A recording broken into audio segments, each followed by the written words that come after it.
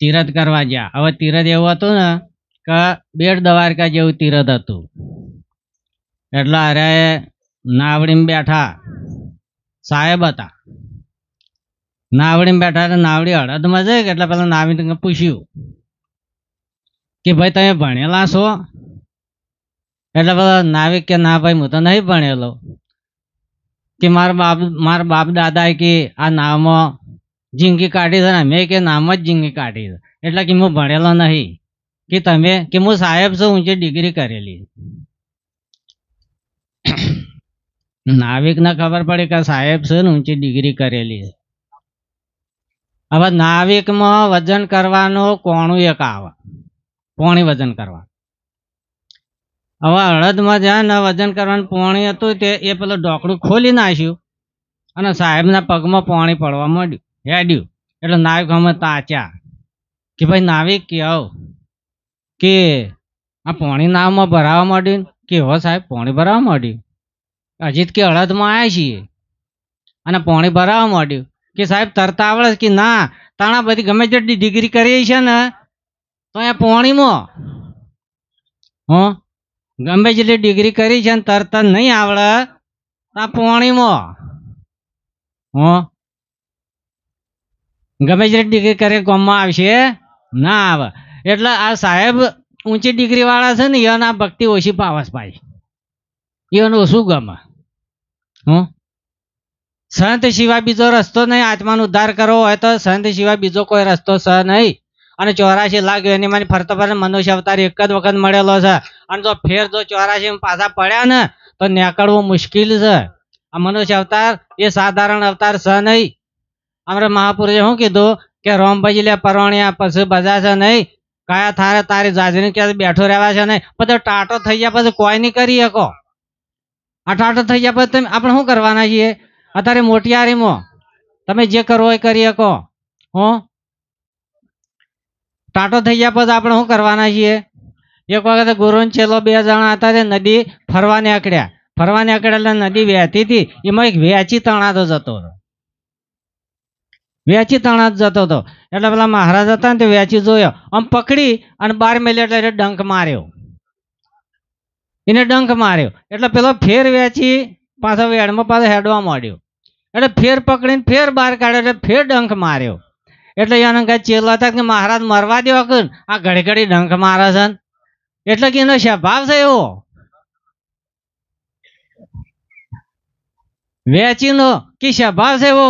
આખી જિંદગી જતી રહે ને ગયડો થાય ને એનો સ્વભાવ જાય નહીં. અને મારો સ્વભાવ કેવો છે? એનો તારવાનો. સંતનો સ્વભાવ કેવો છે?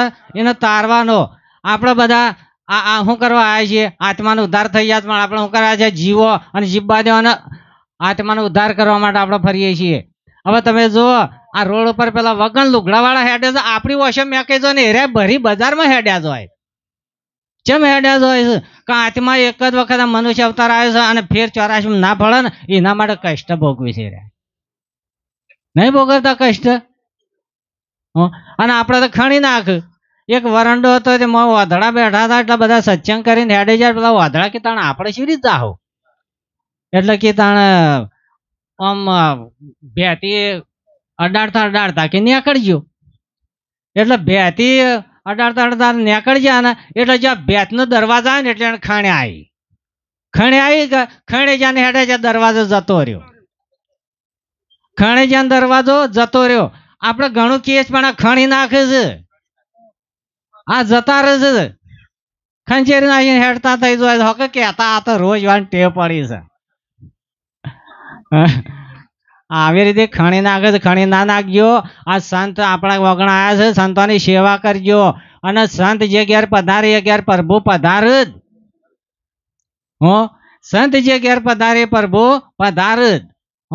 આપણા પરમાત્માને આ શું કરે? આપણા ભજન રાખ્યો છે એને મોક્ષ ગતિ આલવા માટે. સગળ રાજાના 60,000 છોકરા હતા.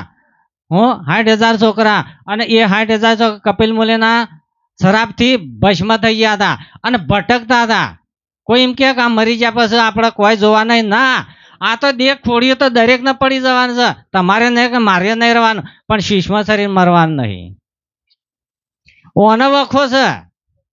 હા, એ અવિનાશ એ મરવાનું નહીં.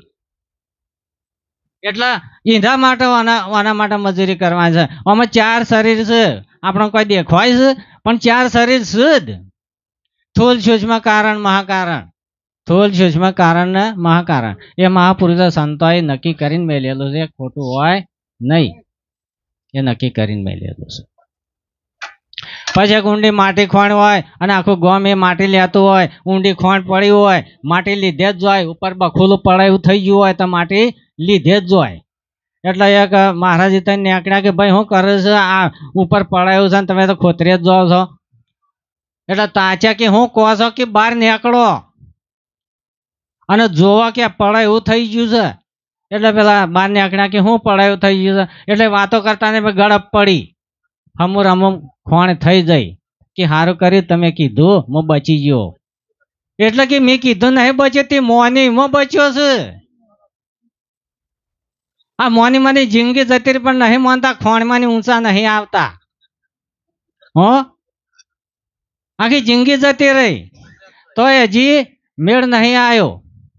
હો, મુસાફર એક નાઠો હાથી ઓહો પડ્યો, હાથી આપણે જંગલમાં દોડ્યો એટલે દોડતો દોડતો એક ઝાડ જાણું ઝાડ પાડ્યું ને, હવે જેના ઝાડના પાસે કૂવો હતો, એ કૂવો હતો અને કૂવા પાસે જતો રહ્યો, હાથી છોડાયો હતો નહીં. આ ઝાડના પાસે ગયો એટલે ઝાડ ખમાયું હતું નહીં. કૂવો જોયો તો કૂવામાં શું હતું, વેલો હતો. આ વેલો લબડી ન્યાચા જતો રહ્યો પણ વેલો અડદમાં જ વળગેલો હતો, શેઠ તળિયે પહોંચેલો નતો, અડદમાં વળગી રહ્યા. હવે વેલો વળગી રહ્યા ને એટલે વેલામાં મધ બેઠું હતું, એટલે આરે ઉપર તાક કે એટલે મધના સોટા પડે. હવે નેચે જવું ને તો હાફ એને પાડીને ફૂણ ચડાય, અને ઉપર જવું ને તો કાળો ધોળો ઊંધેડો બે વેલો કાપવા માંડે.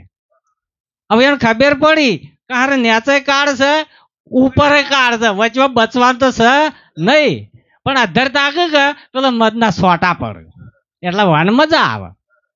પછી વિચાર કરે કારું મોત તો છે જ, લાઈને ભગવાનને આરાધ કરું, પ્રભુ કની વારી નહીં આયા તમે જુઓ, કે મારી એકલડીના ગિરધારી કે અરજી કે કની વારી નહીં આયા તમે જો એ પ્રગટ થાય. અરે જો બેહો એ પ્રગટ થાય પરમાત્મા. કની વારી નહીં આયા, વાયરો કને નહીં અટતો. હા, તો પરમાત્મા કોઈ શેઠો છે? અરે પતાણમાં પેણ કર્મ કરશો તો ચોટ્યા વગર રહે નહીં, સત્ય કરશો તો કર્મ છે અને અસત્ય કરશો તો કર્મ ચોટ્યા વગર રહે નહીં.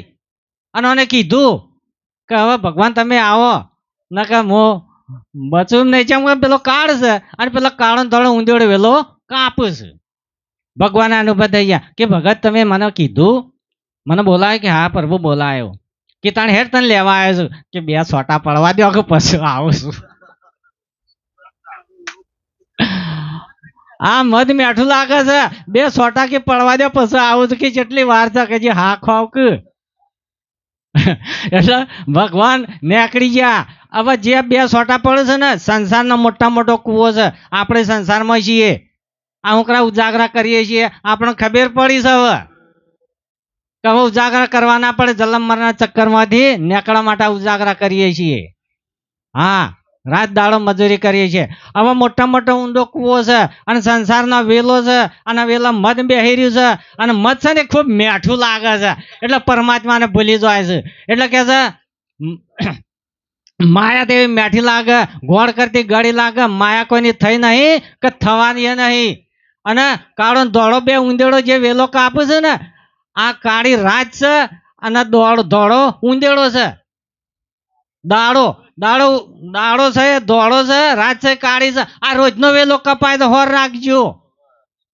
આ રોજનો 50 60 70 અને 80 જાહો ને એટલે ઓમ થાહો. હા, એક કપાઈ જગર રહે નહીં. બોલો સત્યનારાયણ ભગવાનની જય.